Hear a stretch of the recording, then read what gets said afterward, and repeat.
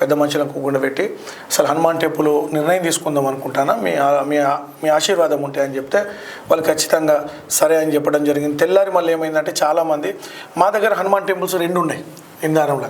అయితే హనుమాన్ టెంపుల్స్ ఉంది కాబట్టి రామాలయానికి ఒక నిర్ణయం తీసుకుంటే రామాలయం దగ్గర కూడా హనుమంతుడు ఉంటాడు కాబట్టి రామాలయం కడితే బాగుంటుంది అని చెప్తే సరే, అది వాస్తవానికి పెద్ద విషయమే, రామాలయం అంటే చిన్న విషయం కాదు.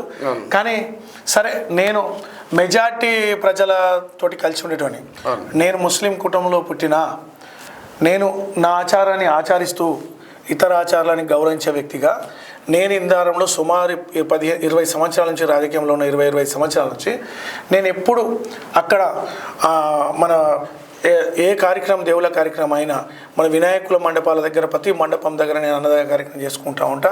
మరి దుర్గామాత దగ్గర కూడా నేను అన్నదాన కార్యక్రమం చేసుకుంటా. ప్రతి హిందూ సోదరుల దగ్గర మంచిగా చెడుగు నేను ఉంటా.